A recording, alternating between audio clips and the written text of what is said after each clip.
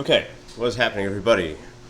So Joelsuf coming your way. This is going to be the not the very first bowling-related video on my channel, but it's going to be the first one in a very long time. So, I got my new webcam, as you can see, and I did a little bit of experimenting with it, and I took it to the bowling alley today, where I was practicing / coaching with my buddies. And this is going to be like it's going to be a reaction to the coaching / practice session that we all had. It's going to feature 3 of my bowling buddies and myself. And now, a thing about all of us is that 3 of us are what we would call Joe 200 pluses. We're just dudes who average 200 and some change in a house league. Anyone with some semblance of bowling fundamentals, so stuff you physically do, an arsenal that is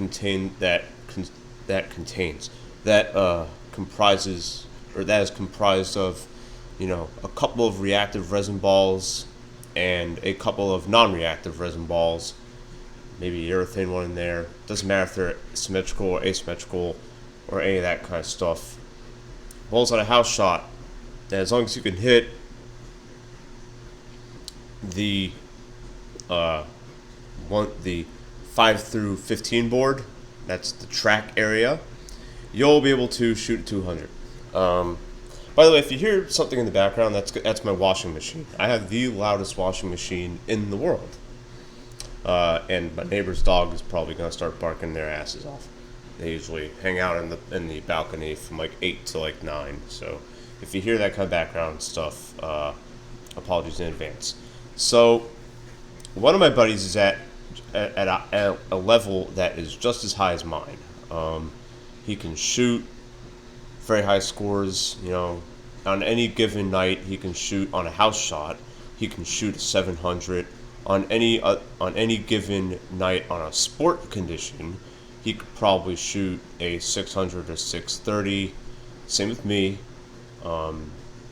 And take him to a sweeper, there's a good chance he'll place in the upper I cannot talk today. I'm sorry. There's a good chance he can place in the middle of the pack or higher. That's same with me. The other guy has not been, the older guy you'll see here, well, not older guy, like mid-40s guy, hasn't picked up a bowling ball in he's, according to him, 6 or 7 years. So he's just getting back into the sport. The girl you see is the fiance of the other bowling buddy who I was coaching. The guy who's at my level. And she is just getting into bowling after taking 3 years off or whatever. And she has a lot of fundamentals that she has to work on. So let's get right into this. So, by the way, I'll let this run. I'll let this play a little bit. So I get from my fundamentals, I get my bowling habits from my college bowling coach. I bowled for Florida State for 3 years. Here's me, by the way. And I just brought my white dot, which is a spare ball, and I put a whole bunch of surface on it, and I'm playing up the gutter, so outside of 5, and striking sometimes. So, of course I learned from my college bowling coach, Mike Fine. He has been coaching Florida State since 2005, and he coached for Kansas, who Rhino Page bowled for. And then after I finished up my college bowling career, I started reading the literature of one Joe Slawinski, who is the legendary USBC Gold certified coach who created the Drop Your Damn Shoulder DYDS movement, which transformed the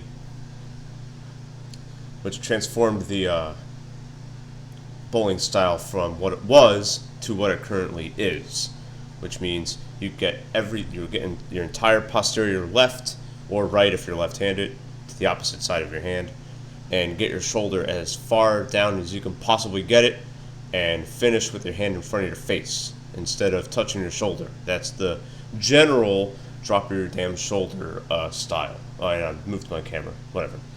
And then a couple years ago, I discovered the late great Mo Pinnell, who he's more of like a bowling. He was more of a bowling ball technician for Radical, but he also does some. He also did some coaching in his day as well. Rest in peace, Joe Pinnell, or Mo Pinnell. My bad, Mo Pinnell.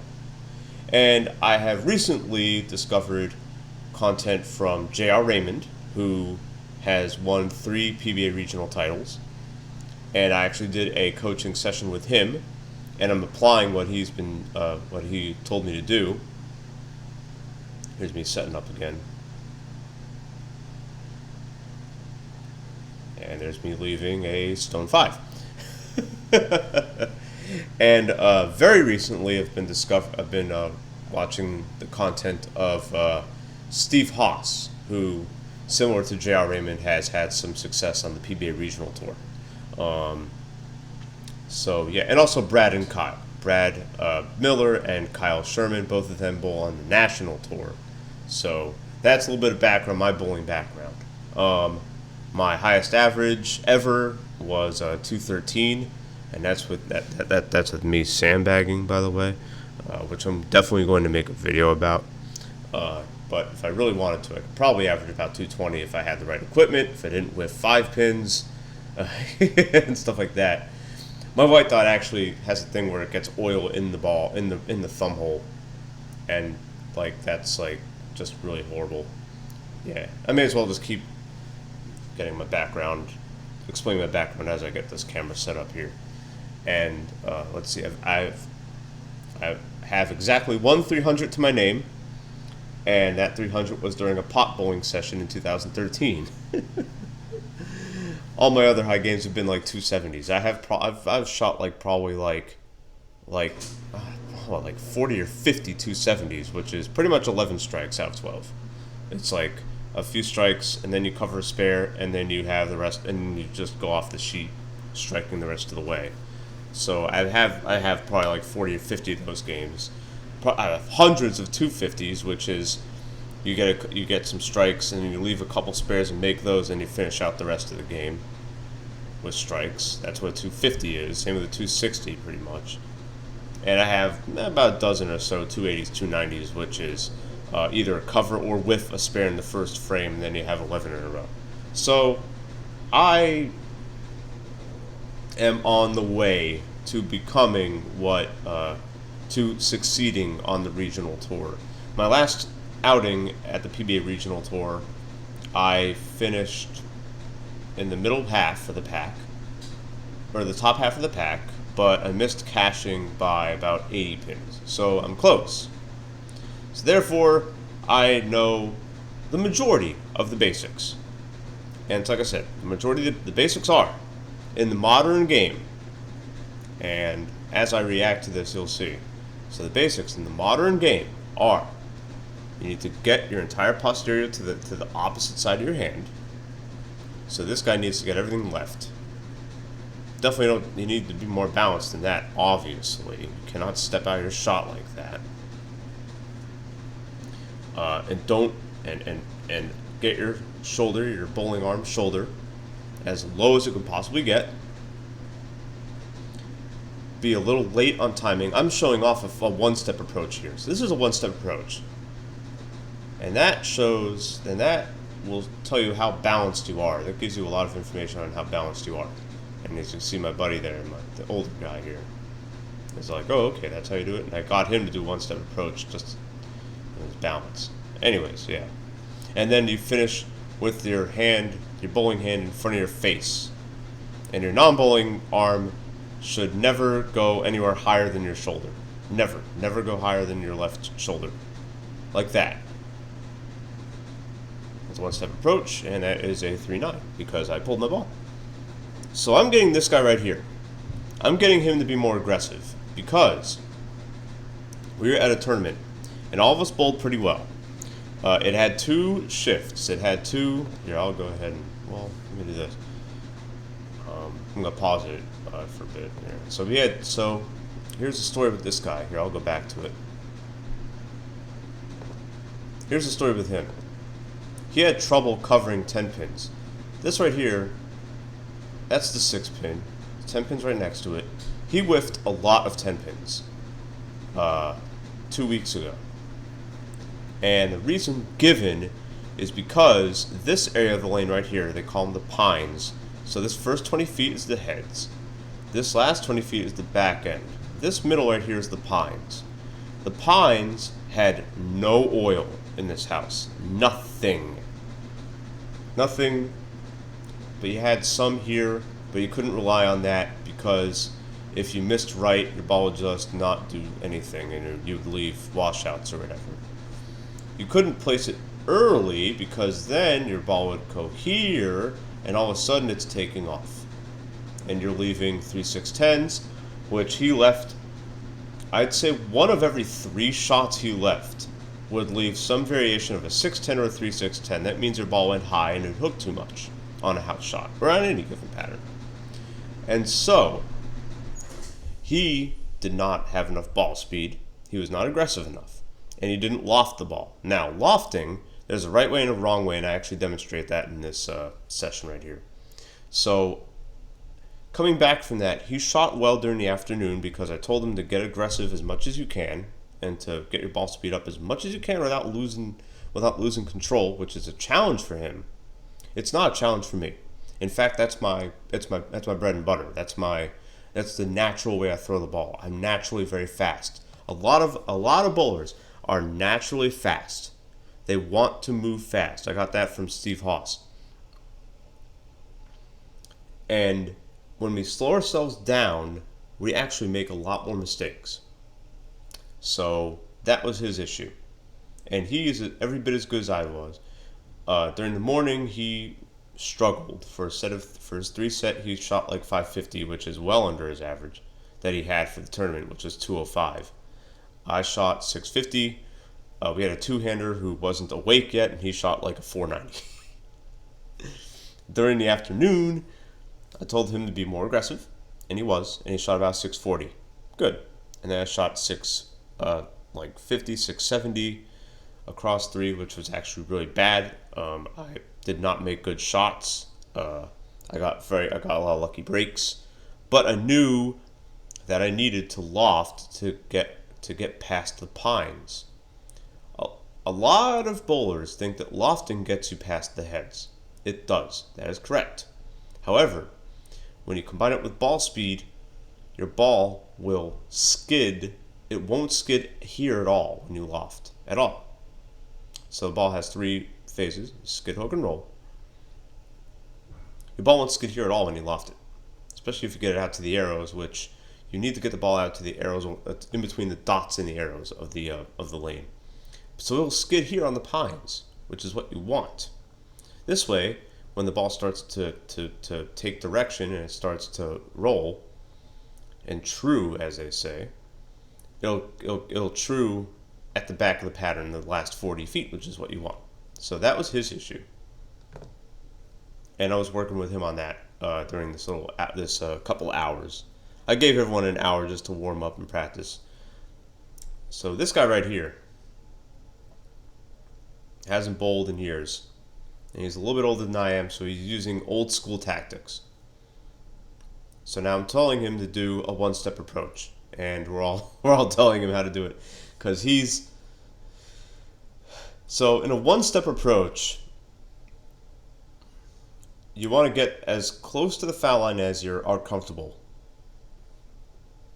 And you literally do everything in 1 step. You push the ball away in 1 step. You get your ball into the swing in 1 step. You get to your release in 1 step. And the reason bowlers do that drill is twofold. One, it's to see where you're putting the ball down. A lot of bowlers are, when they are trained in the old style, and I mean the super old, like 30-plus-year-old style, where like you're told to keep your shoulders square and to touch the back of your and to touch your back when on your release, and to never drop your shoulder, that kind of stuff. When that happens, and this girl right here, I'm gonna let her throw her a ball. Push it is way too high. So that girl right there is very new. And we're getting her to get her hips out of the way because her hip needs to get out of the way. Your hips need to get out of the way, no matter how you're bowling and other stuff like that. So, yeah. And there's my boy doing the one-step approach. So, another reason to do one-step approach is to test your balance, to see how balanced you are at the foul line, and to see if you have consistencies there. So right there, that was okay. But when coaches talk about being balanced at the foul line, there's a debate. And I get a lot of heat. That was a good pitch by that girl, who has a multitude of issues, which is fine, because when you're new to the sport, that's what happens. You have a lot of stuff that you need to. I'll tell you about her in a few seconds, but let me pause here and just get this explanation in. So, posting your shot, as they say. You're told to post your shot until you hit your target. There are 2 targets on the lane. There are 2. There's not 1, there are 2. The first target is your target at either the dots or the arrows. That is your first target. That's what you're looking at first on both your strike ball, your first ball, and your spare shot, which and this is I don't understand why this is controversial, but you should when you leave a spare ball, it should be second nature. It should be automatic to grab a non-reactive ball, spare or urethane, or anything that isn't reactive. God forbid anything that isn't freaking particle. Good Lord. Because then you've just wasted, particle bowling balls after, one game. You gotta, detox it, and then you gotta resurface it, and then you gotta clean it, and then you gotta give it a bath, and maybe cook it to get all that oil out of it. Particle bowling balls are god-awful. The only good one that I've ever, thrown was the Ebonite Triple XL.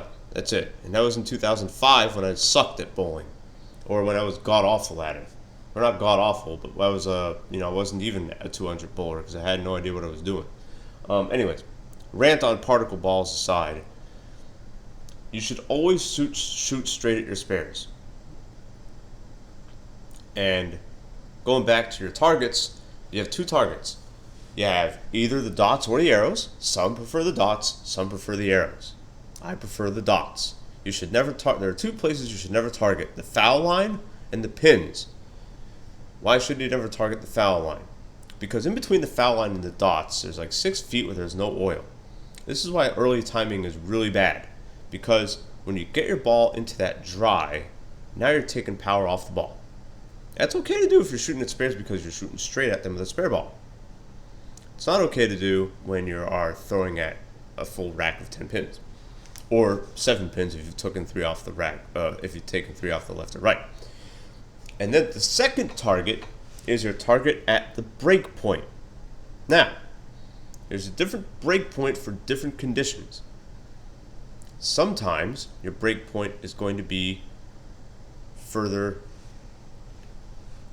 it's going to be closer to you because that's where you want your ball to roll. This is true on short oil patterns. For example, Cheetah is the shortest, one of the shortest pro bowling patterns out there, and you want your target to be at the break point. You want your target to be in front of you. Why is that? Because you already know that there's only 33 feet of oil out there. You already know your ball speed needs to be very aggressive. You already know you probably need to loft it, and you're probably throwing a non-aggressive ball if you have a lot of rotation. A lot of rotation meaning above 400 RPM. If your rotation is under 400, then you are now considered a stroker. Why is that? It's because Slawinski changed the game with drop your damn shoulder. My rotation is in the low 300s. I'm a stroker. If your rotation is anywhere under 300, then you need to learn how to bowl. Because, or your name is Liz Johnson and you don't need to worry about it. Liz Johnson is a very prolific pro bowler who has won numerous titles despite her rotation being slightly under 300. Same with Norm Duke. Unless you're those two bowlers, then you need to get your rotation up. And I'm going to talk about that later on as this progresses. So there are two break points. There are two targets that you have to hit. And when you post your shot, you cannot move until your ball hits that break point. Whether it is 30 feet down the lane, or 40 feet, or by God, 50 feet down the lane, which is if the pattern is super long, that's where you want your ball to start moving towards the pins. Typically, it's like 45 feet down the lane. I kind of generalize it at that area, no matter what I'm bowling at, no matter where I'm bowling. But I know that there are certain situations where you need to do that. So my dude, not this guy, but the other guy, he has balance issues. He has balance issues. This guy right here has early timing. That is considered early timing to me. He needs to get his ball further out there. You need loft. And this, I've gotten, like, on comments on other videos and stuff, I've gotten downvoted. I've gotten people, like, screaming insults at me in comments. I've gotten people saying, oh, you're a troll. The modern game of bowling, I'm going to say it very slowly, requires loft. You must learn to loft correctly. You must learn to loft when you know you need to loft. And you must combine it with ball speed in order to be relevant in the game of bowling, even on house shots. Why is this? Bowling balls created in the last, not even the last 10 years, not the last 5 years, not the last 10 years, not even the last 15 years. Bowling balls created over the last 20 years take off at least 5 to 10 times more oil on a bowling lane than any bowling ball made before the 2000s. I own a bowling ball called the Ultimate Inferno. Now, that Ultimate Inferno has at least 600 or 700 games on it. It doesn't hook as much. It still hooks, but it doesn't hook nearly as much as it used to. If I put some surface on it and I throw that ball, and that ball only, it'll take away oil. It'll absorb oil. Bowling balls over the last 20 years, ever since the 2000s, are more porous than they have ever been before. And when you don't have oil, what do you need to do? You need to make sure that your ball doesn't encounter that. You need to delay your hook, skid, so that you can get a better roll. You need late timing, you need loft. And my boy right here doesn't have that. He doesn't know how to do it. He doesn't know how to get his ball to the dots. He doesn't know how to get his ball out to the dots. He doesn't know how to get it out to the arrows. I do. And I know how to do it the right way. So there's me. Now my push away is late, but I know how to loft the bowling ball. There's me leaving a 2-4-5. I missed my target to the right. Now, here's the thing about house shots. No matter where you're bowling, I don't care if your lane has concrete. I don't care if it's made of concrete or wood or Guardian or very high gloss synthetic that tends to hold up oil. It makes no damn difference. So you see that girl, she needs to get her left, and that was okay because I wanted her to get her left arm in front of her. That's the first thing you need to do in the modern game bowling. And then, her push away was high. That needs to be lower. Your push away should never be above your chest. It should always be either at or below your stomach, preferably below your stomach, but preferably a good push away that the top bowlers do, is that they peel their bowling ball off of their chest as if it's a as if, yeah, they peel their ball off their chest as if they're taking off a Velcro thing. That's like the best push weight you can have. I've not mastered that yet. I'm learning that. My push weight also needs to be way earlier. My push weight is late, and there's me covering that 245.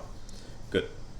No matter where you are, no matter what center you're at, if it's a house shot, it's scoreable if you have a spare ball and you can direct it from the gutter to the pocket. Now, that requires accuracy, and that requires precision, and that requires the right kind of surface on the right kind of ball. My Brunswick T-Zone, which is Brunswick's spare ball. Yeah, see, there's my boy again, pulling it. Here's the reason why he pulled that ball. That's because his balance was god-awful. You don't step out of your shot until your ball gets to 45, to wherever you've selected as your break point, whether it's 35 feet, 45 feet, 40 feet, 50 feet, whatever. You hold that pose until that ball hits that damn break point. It's not, oh, you can just go ahead and walk out the shot after your ball crosses the arrows. No, N-O.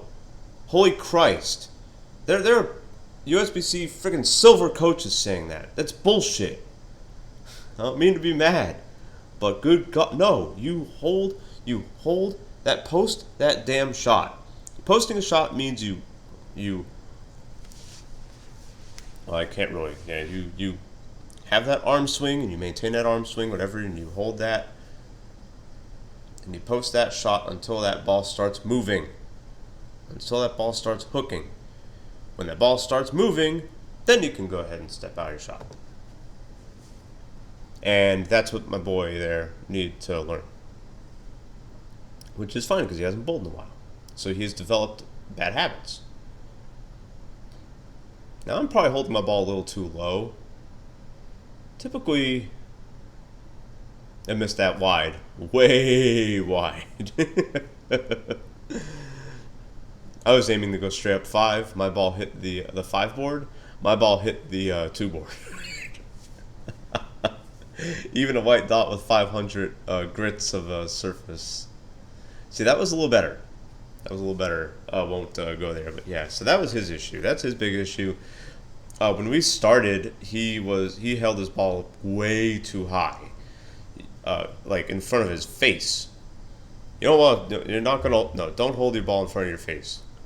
And why is that? Because when you hold your ball up in front of your face, now your body is going to be telling you. Now you're giving your body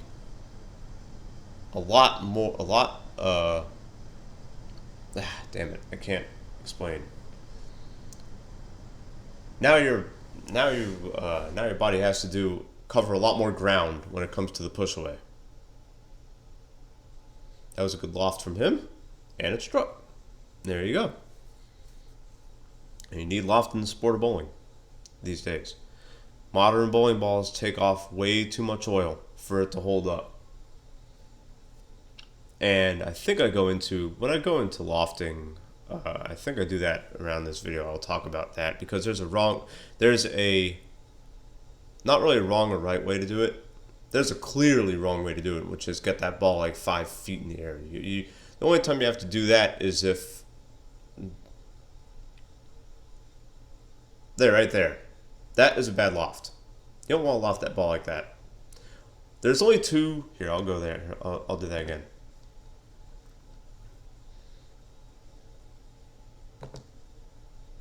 So there's only 2 reasons you need to loft the bowling ball that high.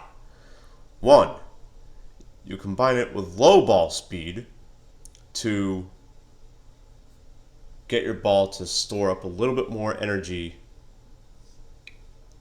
and this way it gets to that roll phase when it needs to. Whether it is, most of the time, if you're lofting the ball that high, it's because your rotation is very low, which mine is, and you are faced with a very long oil pattern with lots of volume. I'm going to talk about the difference between that and the next bowling related video. Other than that, you don't need that.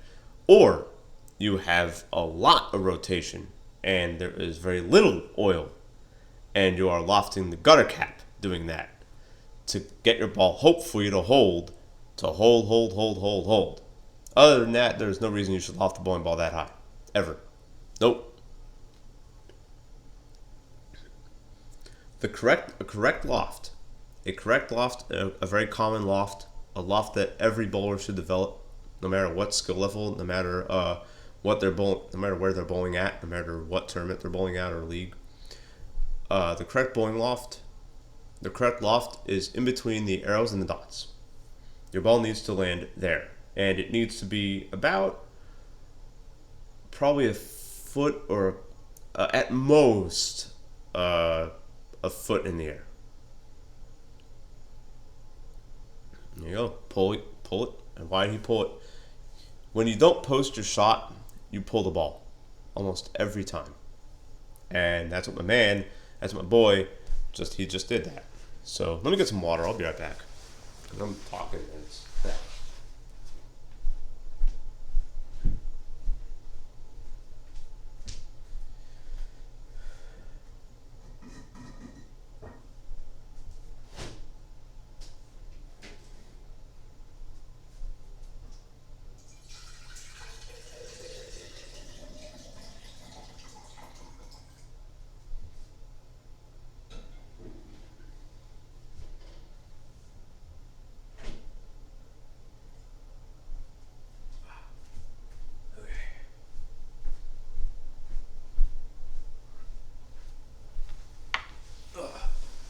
There. You hear me grunt. And sorry that it's I think I messed up the gamma levels on my webcam. Because it was like really dark in here when I had it on, and I guess it's way too bright now. So here's what this girl needs to focus on. So her setup actually is pretty damn good. That's actually a damn good setup. It's actually a better setup than me. I tend to lean forward when I set up, and leaning forward isn't really good in the sport of bowling. So push away is also pretty damn good. For 4 steps, that's okay. Getting the ball out. But here's what we need to work on here. So check this out. So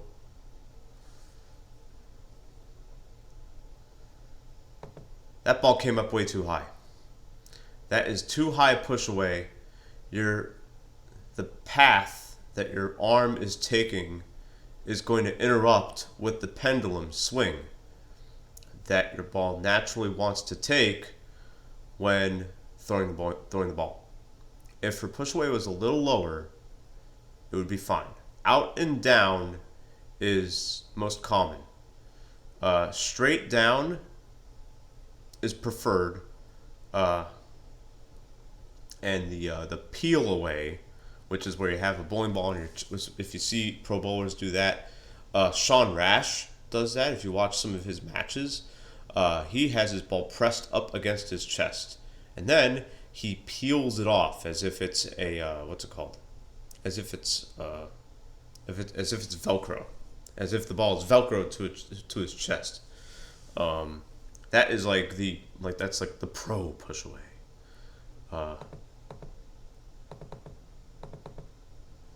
And right there, left arm is good.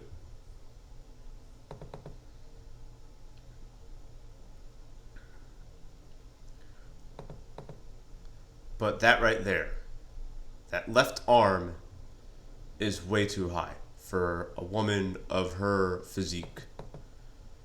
And also, that right arm is also way, and I mean way too high. You're in the modern style of bowling fixes a lot of that stuff. Her shoulder needs to be way down, and I mean way down. And her knee bend needs to be a lot lower. And I mean a lot lower. Same with the trail leg. The trail leg is not going behind her. Your trail leg needs to go behind her. Like everything needs to be especially for a woman like with her build, with her figure, physique, whatever you want to call it. Everything needs to be left. and her right hand needs to be in front of her face, in front of her face. Now her left arm is okay. This is okay right here, but other than that, it's fine. And as you can see, it went in the channel. The reason why it went in the channel, let's go ahead and rewind that. Let's go ahead and see. Oh, wait, whoops. Is because she didn't let herself do what her body naturally wanted her to do, which is to get that ball in front of her face. If she got the ball in front of her face, it wouldn't have went in the channel. On your release, your ball needs to be in front of your face. At the very, very highest, it can be slightly above your head. And that's like the second or first knuckle of your hand. That's all bowlers, no matter how old you are, no matter what you look like, no matter how skinny or fat you are. It doesn't matter how much you weigh. It doesn't matter no matter how short or tall you are. It makes no damn difference. That was a little better, but still, her hand way above her head. That's not acceptable in this modern style bowling. Not with these bowling balls. Not with these bowling balls we're using. Not with these reactive bowling balls that, if you put any kind of surface on it, will start hooking as soon as it hits the lane. If my white dot is doing that, if my white dot and that's an old school white dot that I have, that I bought at the thrift shop for $3, by the way. But it's probably a white dot from like the mid to late 2000s. Yeah. And a 245 because I missed right. Yeah. I missed my target quite a bit in this footage. So let's go over here again. So the setup is actually damn good. Again, way too hot, push away.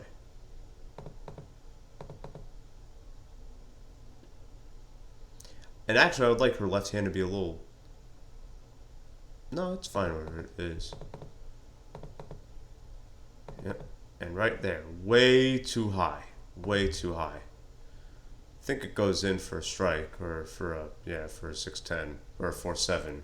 But that's a targeting issue. And to me, fundamentals go before targeting. Yes, you should learn how to hit a target when bowling, or else that'll happen.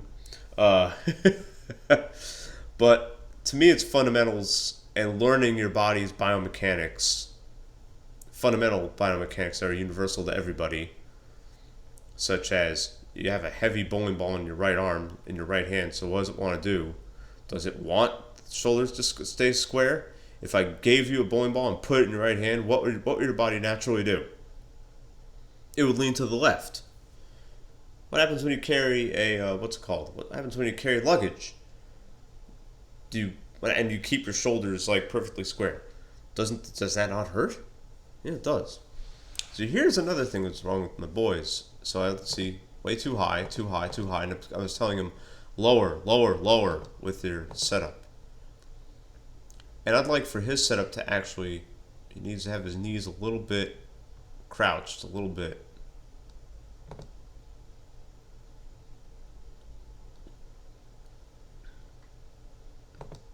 And like me, his push away is very late. That is a late push away, which then hurries everything up, and so your body has to catch up, and that's why he's going out of shot like that. Now let's look here.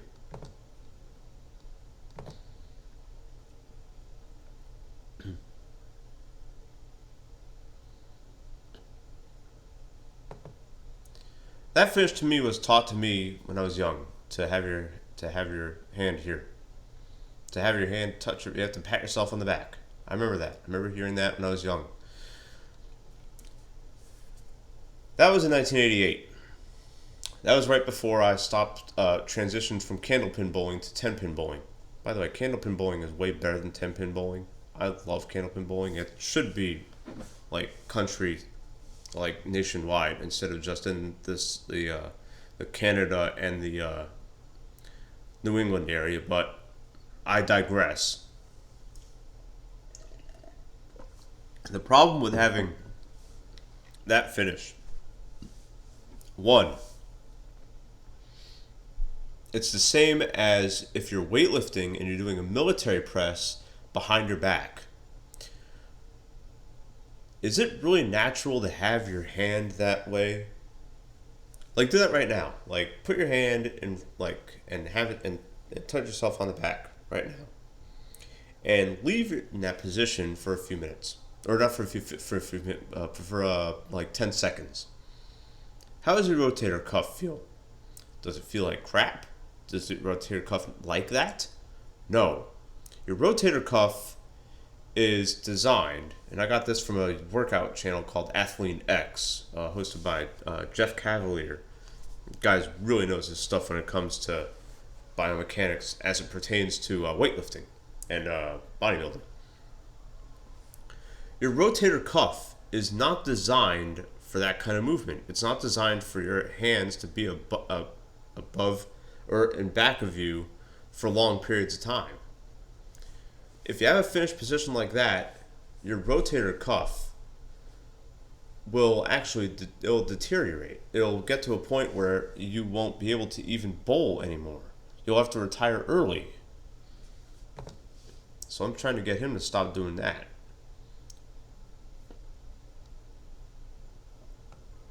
I mean, want him to strike too. He's my boy, but like, he's not my teammate. My teammate is the girl and this dude right here in the painted up shorts.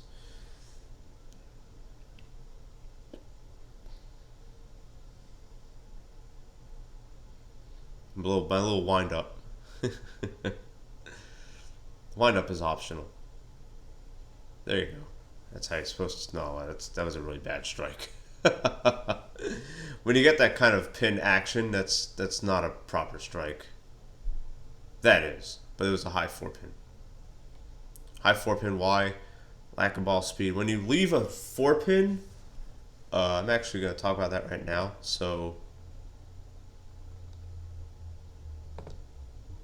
watch how his ball hit the pocket. When your ball rolls through the pocket like that, that is not a high quality shot. Now, is it better than going completely through the face and leaving a 7-pin next to that or a 6-pin next to that? Absolutely. But in terms of whether that's a good shot or whether that's a fantastic shot or whether that's a meh shot, that's like right in between meh and good. When I leave 4 pins, I always say, oh, all right, that shot was meh. When I leave what they call a weak 10, I call the weak sauce 10 because that's what it is. It's weak sauce. Weak sauce 10. And see here. That is not acceptable.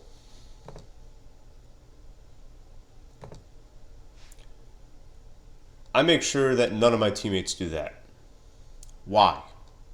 Why do we throw the ball straight at spares? Throwing the ball straight at spares accomplishes 3 things. First, it takes everything about the lane, the house, and the pattern out of play. Your spare ball goes exactly, and I mean exactly, if you have it polished up correctly, or if it's new or whatever, or if it's T-zone, because T-zones just don't move. It goes exactly where you want it to every single time.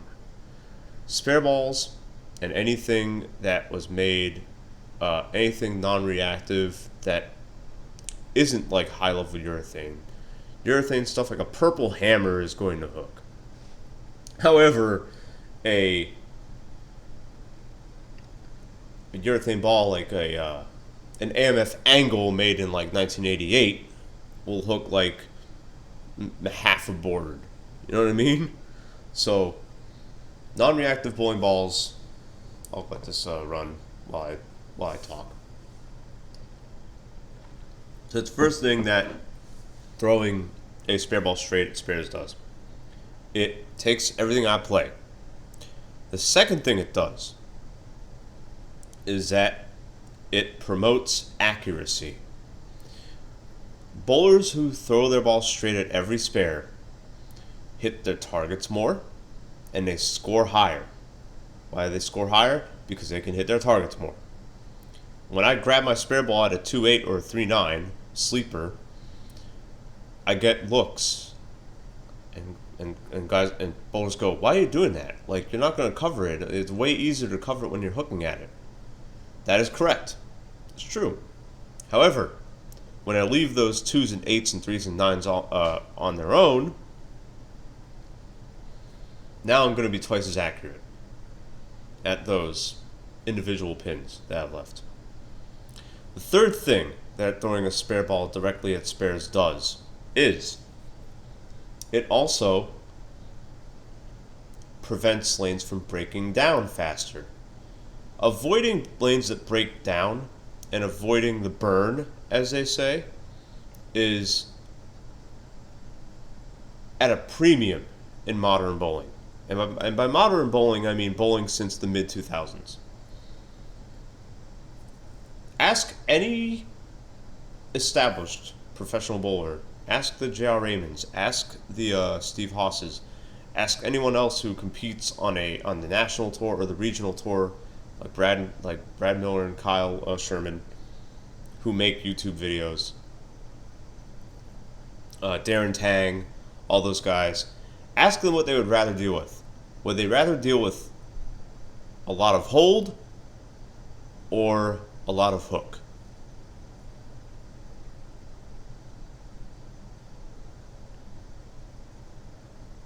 And I was getting him to throw it harder there. And I'll talk about that next. So when you throw a ball, ask them. Ask any of them what they would rather. Ask them, would you prefer bowling on the burn? Or would you prefer bowling on, not on ice, but like on a pattern that that has held up, that holds up? Right here. So throwing the ball harder. You do everything faster. Like I did there. I threw the ball really hard. Like that was like probably 17 something miles an hour. Throwing a ball faster means you do everything faster. That's literally all it is. That's anyone who tells you otherwise, just they got something. I don't know what their intentions are, but they got some kind of intentions.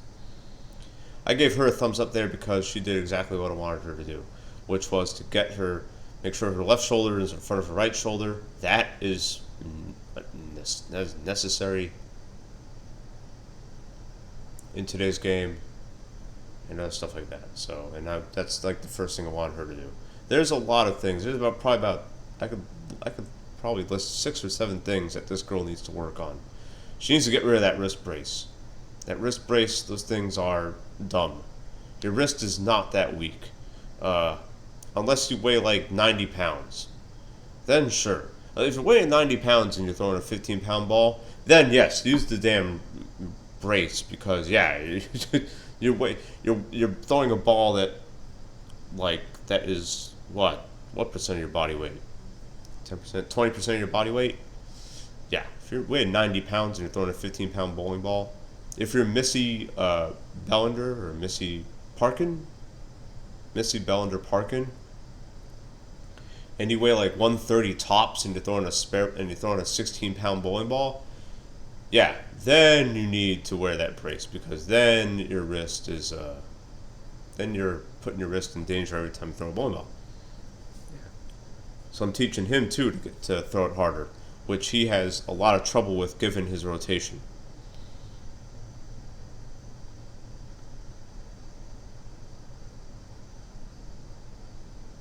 And that's a really god-awful Brooklyn from me. I'm just having fun here. I mean, I'm learning. There's other stuff I'm working on too. There's 1 or 2 things I got to work on. A better hand position at the release. That's an advanced tactic. What else?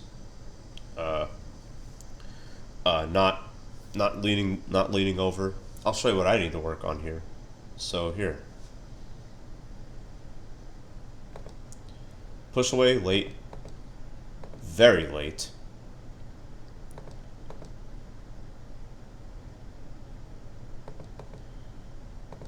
Right there, I need to stay taller. I need to bend my knee a lot more, and I need to move my back up a little bit, like maybe like 3 or 4 inches back.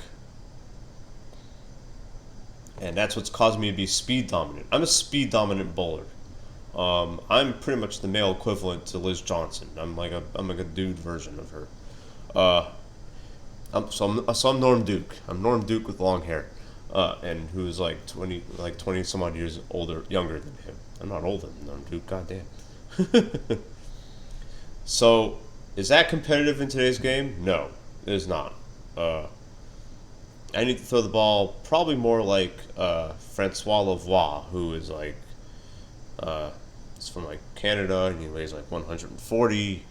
I could probably military press the guy, but he throws the ball very well, and I throw it very similar to him if I grab a ton of it at the bottom. Yeah, yeah, you see a breakdown there. So this is the things that I need to work on. Because my rotation needs to be a lot better.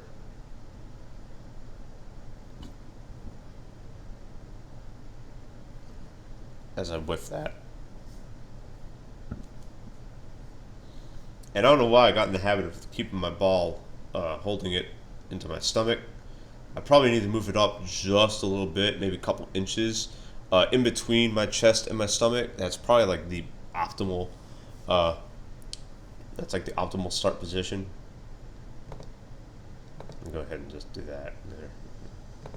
Okay, so we covered it or whatever. Yeah, all right. And so my suggestions for this for my man over here, my teammate, the anchor of our team, because I like leading off. I don't like being anchor. And there's a good loft and ball speed. And okay, here, that's a great example. Okay, so. Oh, that's another guy I've been following. Art of Bowling. Arthur something something. He's from New York.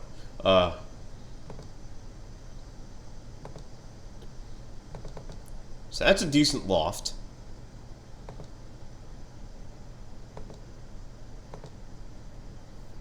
But that's a weak sauce 10, right? That's a weak 10. So I want to go here.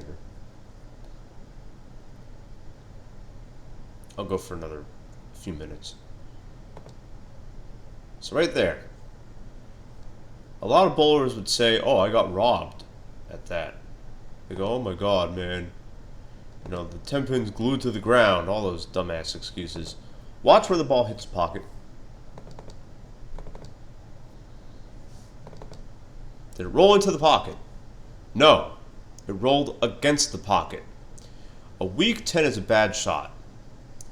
Again, when you're measuring shot quality from god awful, meaning you left a split or a washout, or took 3 off the right means like something happened to you, whether you were thinking of something, whether like you saw like a really like a really attractive person on the pair next to you and you wanted to like check her out or him out, or them, whatever.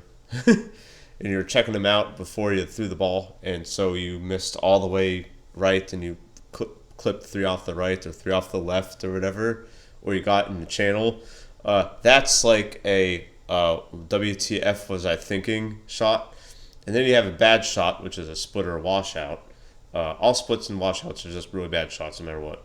That just means you missed your target wide or high, a substantial amount.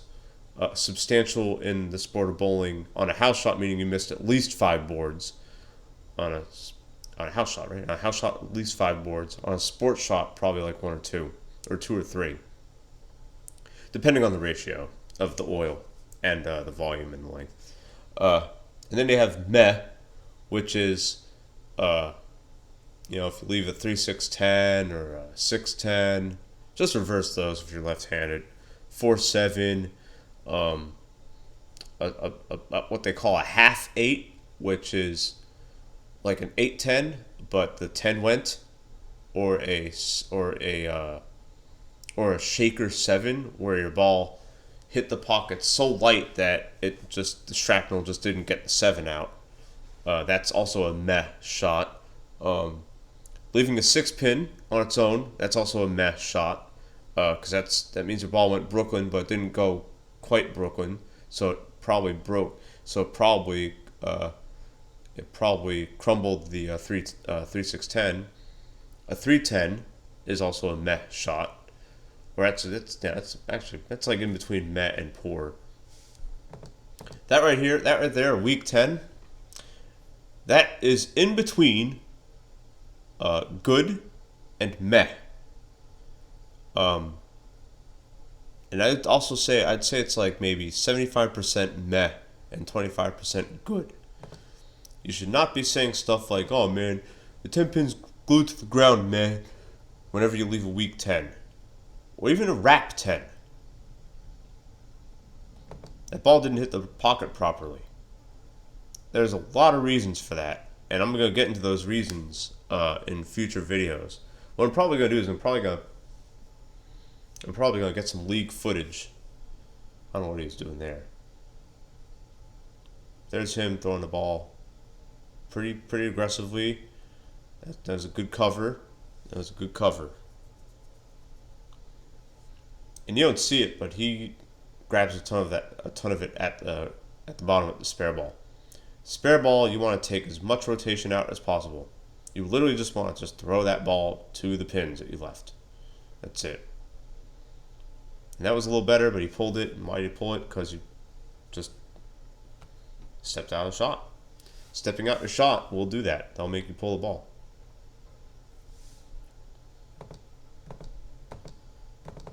See, also, I don't think you're seeing with this girl is that she's also wrapping her arm around her hip.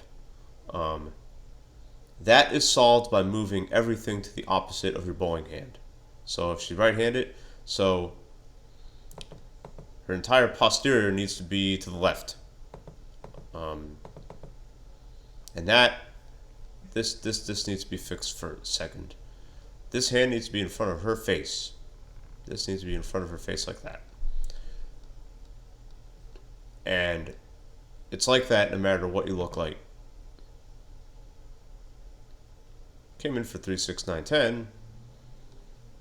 And again, that's a targeting issue. And that's going to be covered the next time I do this bowling reaction video. But there you go.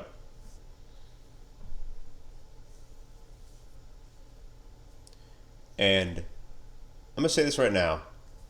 There are a lot of fundamentals in bowling. And this is going to be like my final 2-minute rant. But anyone with, and I said this in the beginning of the video, I'm going to say it at the end. Anyone with some fundamentals. If you have relatively new bowling balls, relatively new meaning made within the last 5 to 10 years, a spare ball, and some semblance of a targeting system,